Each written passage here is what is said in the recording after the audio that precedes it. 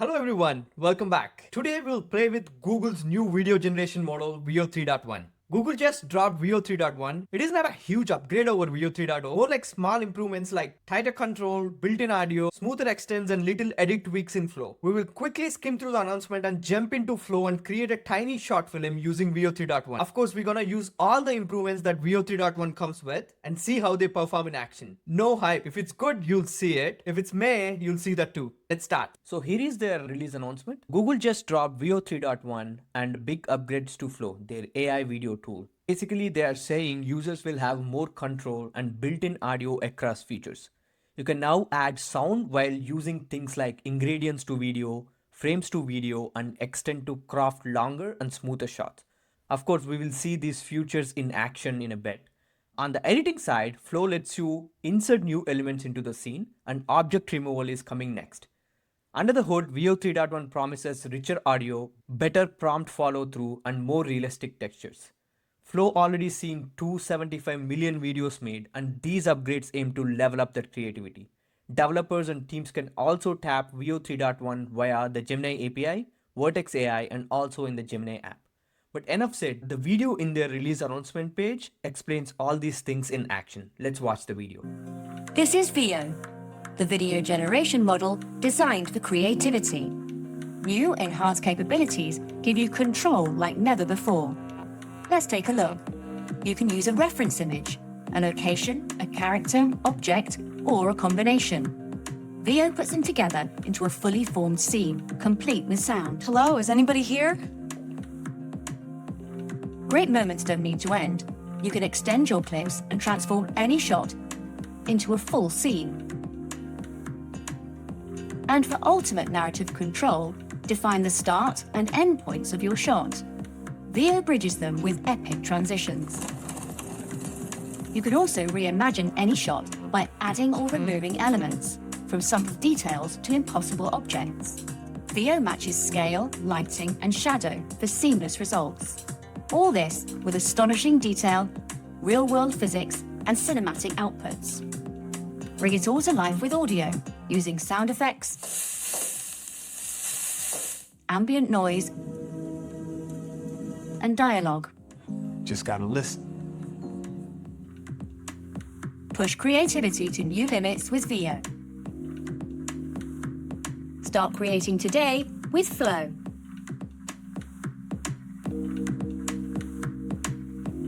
Alright, so that's their release announcement, but let's see how these features work in action. Now we are in the Google Flow tool. I've already made a video with Google Veo 3 and Google Veo 2 Fast. In that video, I gave a quick tour of how Flow works and different features and everything. But I'll go through the tool itself pretty quickly and explain some of the features. So here we are in the home screen. Of course, like you can click on the new project.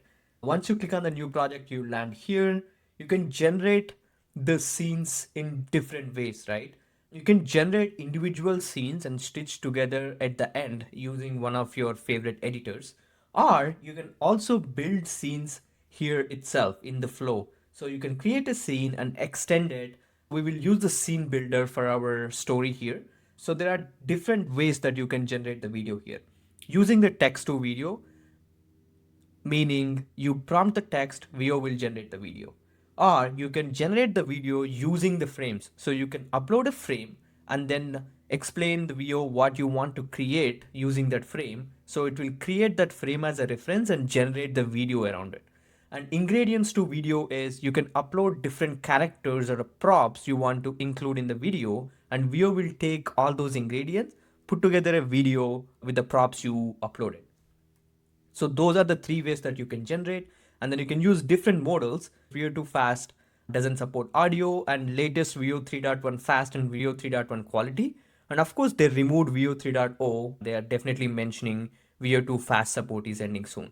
So in this video, we'll definitely use Veo 3.1 quality, which is their best model, and then of course, expensive model as well.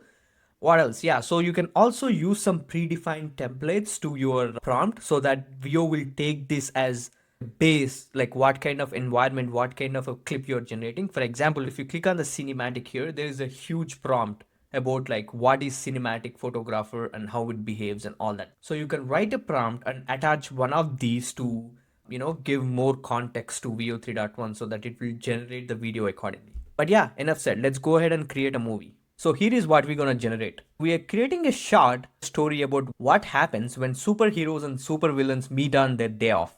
It starts with a team of superheroes enjoying a peaceful picnic, but the scene turns tense when their enemies arrive.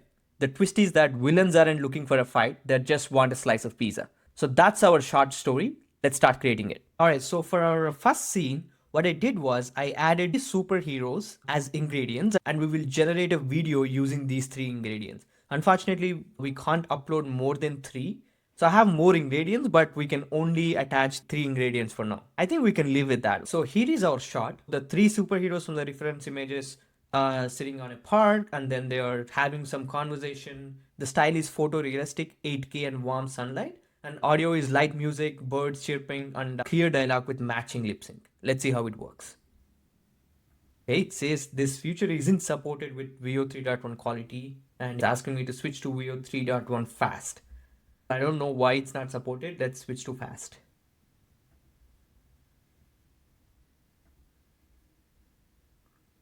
All right, so it's generating now. All right, let's see what it generated. You know, for a guy who can fly, you'd think you'd have just flown to Italy for the real deal. All right, that works. Now let's extend the scene. We can click on this plus mark and then click extend. And then we'll prompt what should happen next. All right, so what we're saying is continue to shot seamlessly in the background.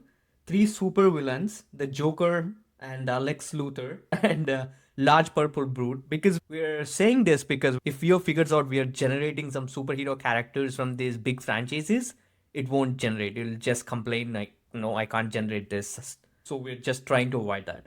The Amazonian warrior, which is Wonder Woman, the first to notice them, her smile fades and she says quietly to the group, we have company. The other hero's expression turns serious. So that's the scene. Now let's use Veo 3.1 quality for this one. All right, let's generate. All right, seems like it generated. Let's play.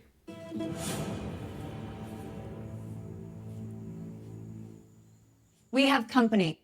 Let's move on to the next scene. Let's extend our next scene. So we are basically continuing the shot. The Paragon slowly stands up, facing the villains in the back and look them in the eye and says in the commanding voice, this is your only warning, leave. Batman places his hands on the ground and ready to stand. So that's our scene. Let's generate. Okay, seems like it generated. Let's see. This is your only warning. Leave! I'm not sure what happened there. I clearly said look them in the eye and say the dialogue. All right, it seems like it's not that great yet. That's okay, we're not wasting our tokens. Let's extend and create two more scenes. All right, our next shot is the Joker-like villain ignores the warning. A wide grin spreading across his face. He dramatically fingers at the slice of the pizza on the blanket and says, aha, the final piece is my grandest scheme. Okay, let's create. Okay, it's created. Let's play. The final piece of my grandest scheme. We just converted my Batman into Joker. Okay, that's funny. The final piece of my grandest scheme. Alright, our last scene. We're not wasting any more tokens on it. Basically, the Wonder Woman takes the slice and give it to the supervillain and says, oh, for the God's sake, just take it. Alright, let's generate. Maybe I would have done a better job prompting these. Not sure what's happening here, but it's definitely not following my instructions. Alright, let's play our last scene. Oh, for goodness sake. Just take it. Let's watch it from the beginning to the end. You know, for a guy who can fly, you'd think you'd have just flown to Italy for the real deal.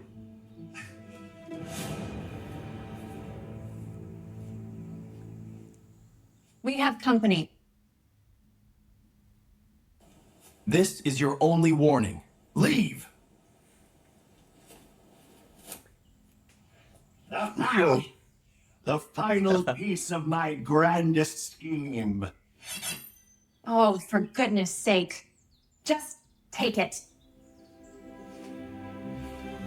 That's funny. The Joker guy took whole pizza. But yeah, that's Veo 3.1 for you guys. But we'll look at one more feature before ending this video. Now what we're gonna do is we're gonna add our first frame and our end frame and ask Veo to fill the gap, right? First frame is regular city with the cars and buildings, but end frame is the same city but in a cyberpunk theme. So we will ask Veo to convert our regular city into cyberpunk city using a prompt. Let's do it. So our prompt is create a seamless and hyperlapse transition where the sun rapidly sets, the sky darkens, and rain begins to fall.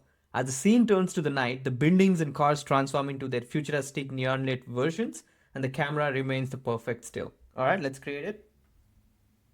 Okay, let's see what it created.